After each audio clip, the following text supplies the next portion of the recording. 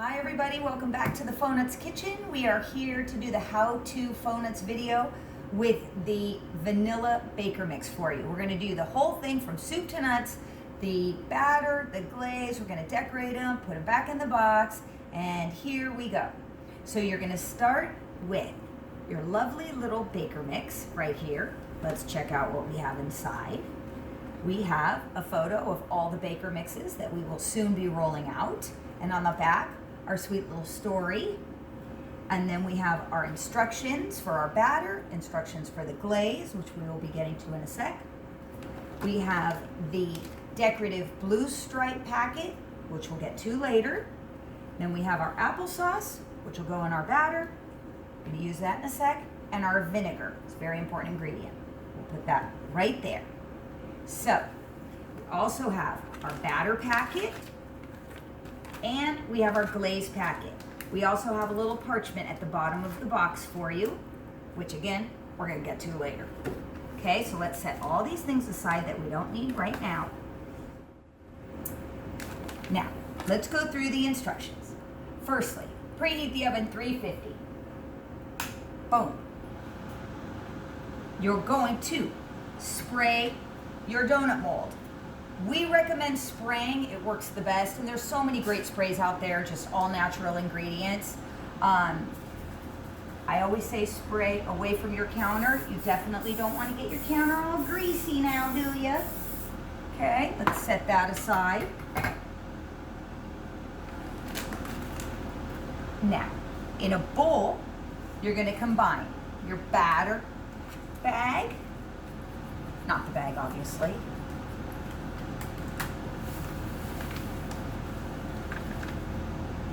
and the only measuring cup you need is a 1/4 cup, keeping it very simple.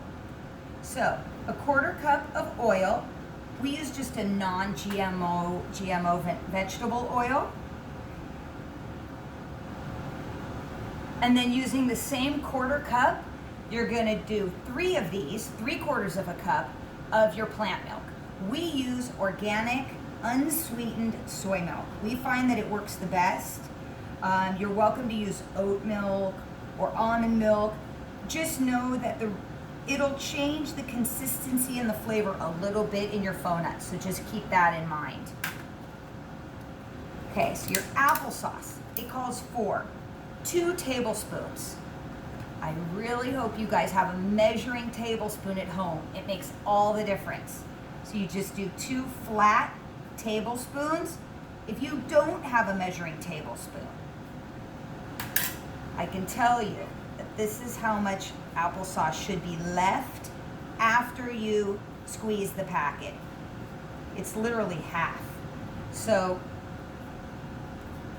basically, the applesauce inside the packet should come to the unsweetened line where it says unsweetened, and then you know that you have enough applesauce.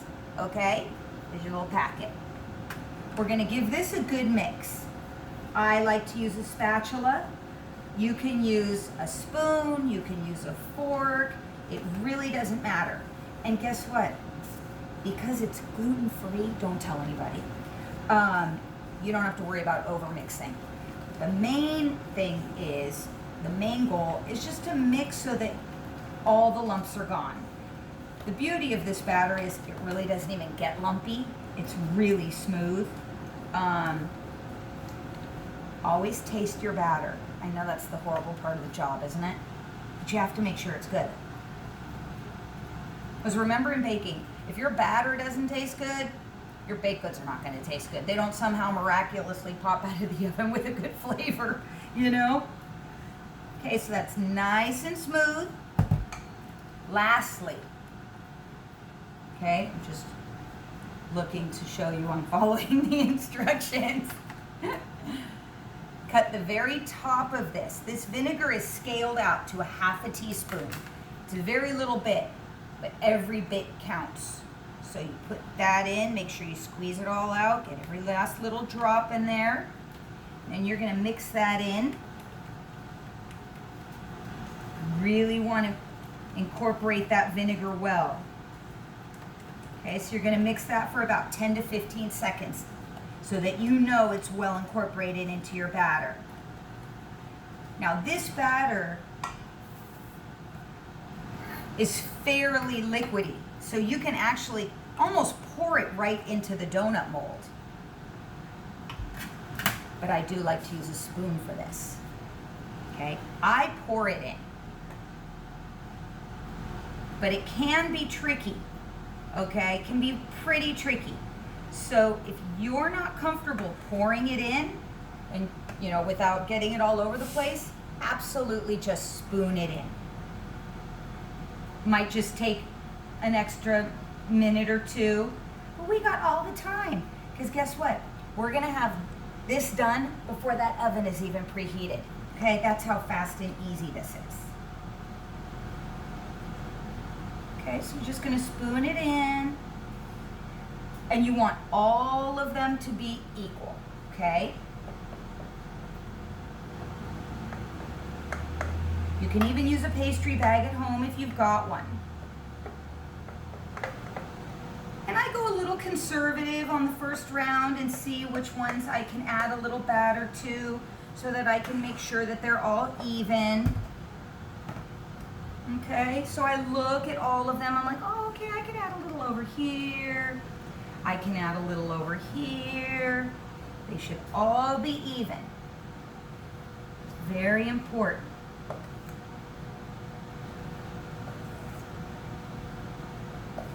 Okay. It's as simple as that, you guys. And then we're just going to plop these into the oven.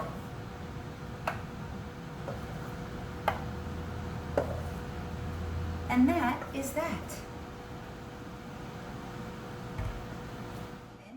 So we check to see if our oven is preheated, and it is, which I'm surprised. I'll tell you a secret, it was already like heated up earlier, so that's why it heated up fast. Otherwise, I swear to you, you can have this done before your oven's preheated. Okay, so let's throw these suckers in.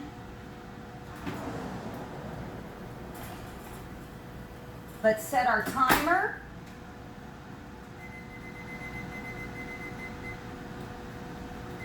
Start at 18 minutes. We will see you in a little bit. So my timer just went off. So let's check that. Oh, I can tell they're done already by the nice golden brown color on top. But we want to just make sure, so we want to give them a little of the touch test using your ring finger because it's the weakest. Because if they're not done, you don't want to put a big divot in them. So you're just going to touch them ever so lightly with your ring finger and see that little spring back? See how it springs back up? Then you know they're done. See that? I like to always check all of them. Okay? They're done. Now we're gonna wait for them to cool. I'll be back. All right, so while those are cooling, we're gonna prep our glaze. Okay? So you have your glaze. This is the blue stripe again. We're gonna save that for later. This is your glaze packet. Let's get all that down. Powdered sugar loves to stick. Just kind of open it up, give it a good shake.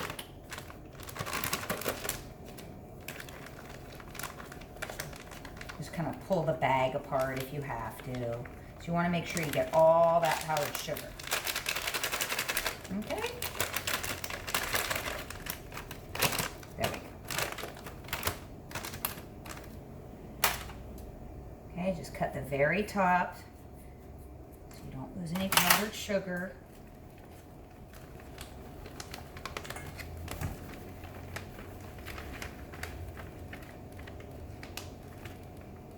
There we go.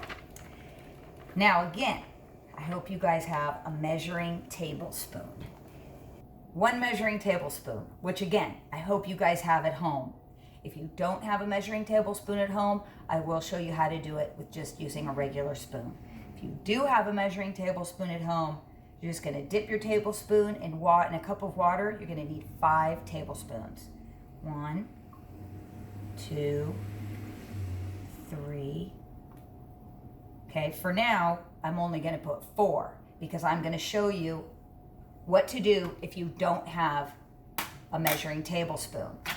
So say you put a little bit of water, 4 of your home spoons in the powdered sugar, and you start to mix. And you can use a fork for this or a whisk. I'm using a fork just so that I can show you guys how to kind of do it with a fork. It's definitely easier using a whisk, a small whisk. I do a lot of mashing. I mash the powdered sugar. So remember, it takes 5 tablespoons. For our purposes, I only put 4 tablespoons because I wanted you guys to see what happens if you don't have the measuring tablespoon. So it's a little bit thick, okay? See how there's a delay at the top. It's a little bit thick. Let's smooth it out just a little more. You really want to make sure there are no lumps. It's very, very important. Definitely takes a little,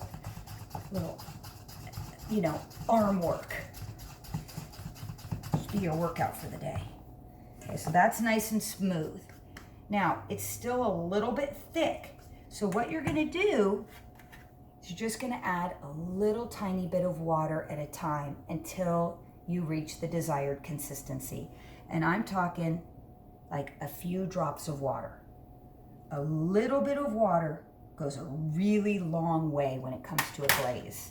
And once you add too much water and it's too thin, then there's no coming back from that. So it's just better if you go slowly.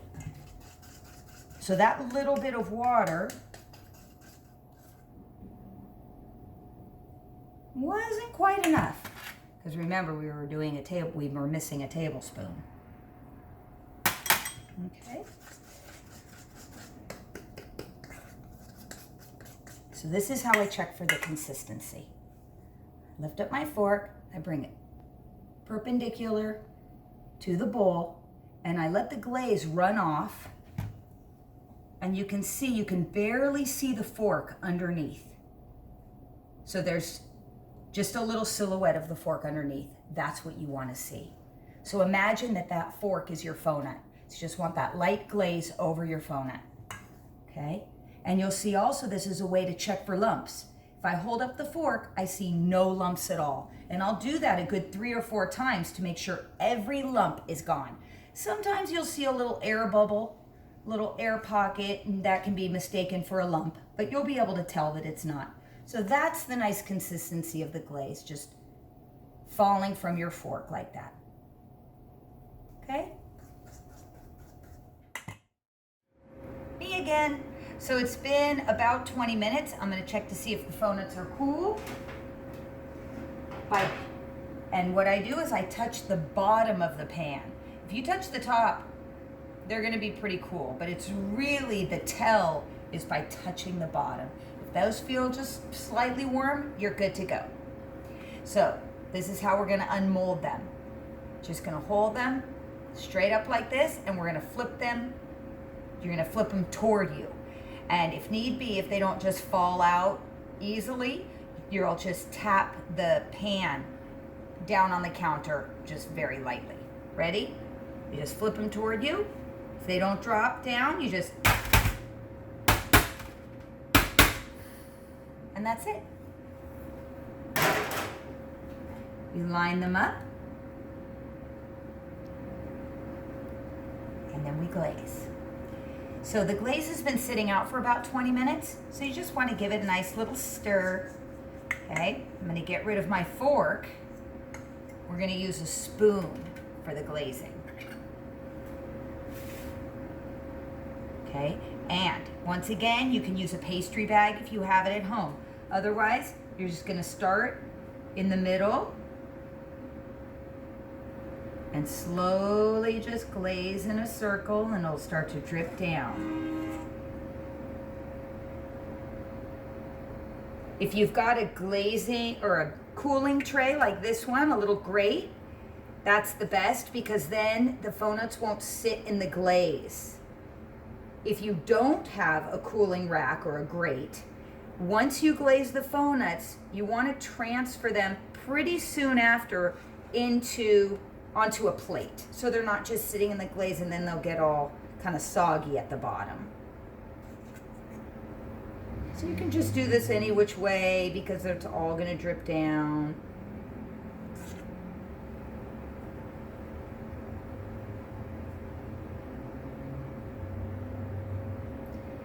And when you're making your glaze, you can, put a little less water and have a thicker glaze. If you just want a really thin veil, a thin glaze, you can add, a couple drops of water. That's really up to you. We never really do our glazes too thick, and certain glazes here at the shop that are thicker, we tend to put less glaze. We don't cover the whole thing. Otherwise it gets a little bit too sweet. And you can kind of see the fonut through the glaze as it drips. See, I'm being very generous on the glaze.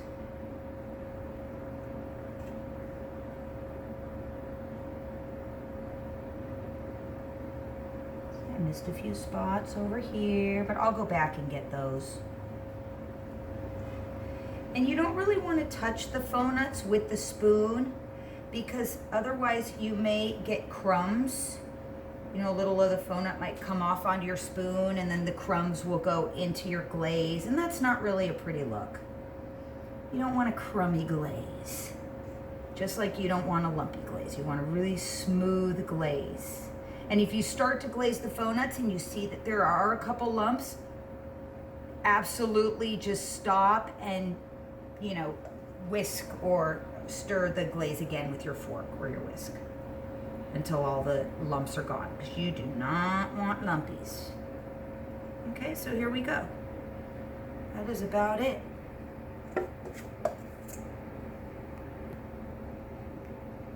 What I do is I turn it around to make sure I've covered everything. See, I couldn't see this side. Get all the little naked spots. So they're all covered beautifully the same.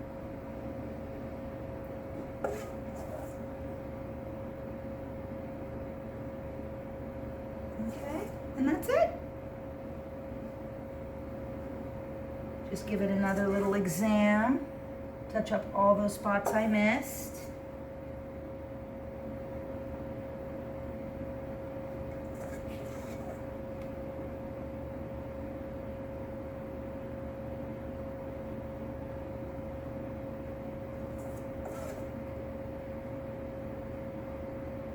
You want to do the touching up quickly before your glaze actually dries. Otherwise it gets a little bit, it's not as smooth. Okay? So we're going to wait for these to dry, and then we're going to do our decorative blue line. Okay, now that the fonuts glaze is dry, completely dry, we're going to add our little signature blue line on top. So you're going to take your blue pack, and you'll see that sometimes the pea powder and the liquid separate a little bit. So you're going to massage it so that everything gets well incorporated again. Okay, you can squeeze it. This is where you get a little workout in the forearms. Okay, we do that on purpose. So, because you exercise and then you eat your sweets. You have the stirring. Okay, and there's a little line drawn on the bag where you're going to cut. And you always want to go conservative, so you want to cut on the side closest to the nearest corner of the bag. Because you can always make it bigger if you need to. Okay? And don't ever cut over your box like I just did. You're going to squeeze all your glaze up into that corner where you cut it. And you can do a little test so you know how thin or thick your glaze will come out. So you can just hold your bag a few inches above. See, now that's not coming out quite enough. So see, now I can cut the hole a little bit bigger. See, had I have cut it too big,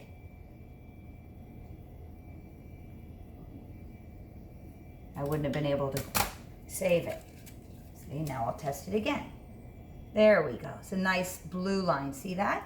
So all I'm going to do is do one blue line straight across the top of the fonut just above the hole.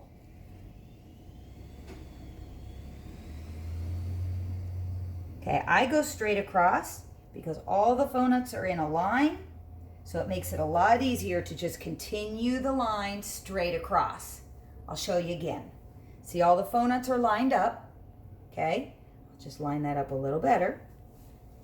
I start right at the top, right in the center of the fonut above the line, above the hole, and I just go straight across the top. And there you have it.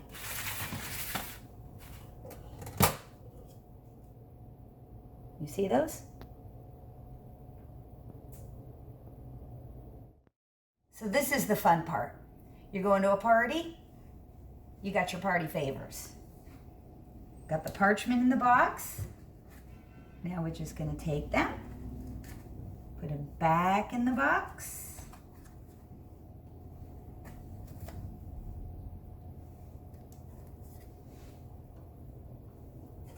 Oh my gosh, how cute! Fonuts at home.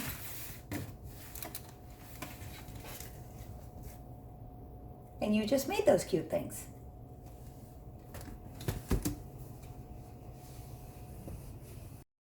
So here you have it, the most fun part of all, sharing your fonuts with the people you love. I'm gonna bring these to my friend Danny, who's vegan. He is gonna be so stoked. There you go, look at those cute things you guys just made. Right? Nice. Enjoy.